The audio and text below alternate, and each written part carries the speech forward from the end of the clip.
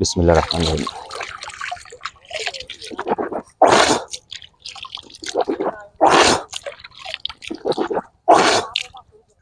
দুনিয়াতে চলতে ফিরতে গেলে কিছু আমল আছে যে আমলগুলা অতি সহজে করা যায়। আপনি চাইলেও সে আমলগুলা করতে পারি।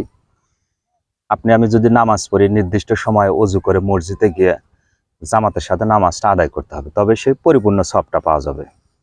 যদি তাহাজ্জুদ পড়ি, ভোরবেলা অনেক কষ্ট করে উঠে ওযু করে তাহাজ্জুদে নামাজটা পড়তে হবে, আরামের ঘুম হারাম করে।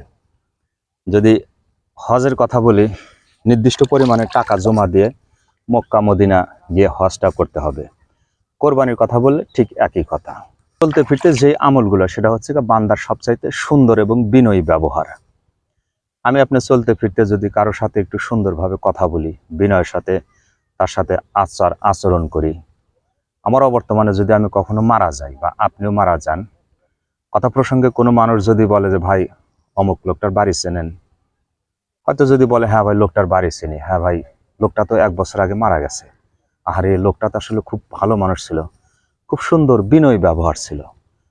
আর অসংখ্য মানুষ আছে যে নামাজ রোজা হজ জাকাত সবকিছুই করে, তারপরেও তার ব্যবহারটা খুব খাটাসের মতো, চারালের মতো, মানুষের কাছে কখনো প্রিয় হতে পারে না, কারণ তার ব্যবহার আচরণ খাটাসের মতো, চারালের মতো।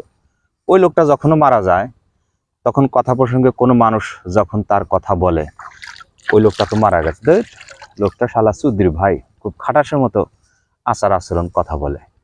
তো এটাই হচ্ছে বান্দার সবচাইতে একটা ভালো আমল। আমি চাইলে সেটা করতে পারি। লোক সমাজে চলতে ফিরতে, কারোর সাথে কথা বলতে সুন্দর বিনয়ী আচরণ যদি করি, যা একজন মুমিন হওয়ার পরিপূর্ণতা এর ভিতরে নিহিত আছে।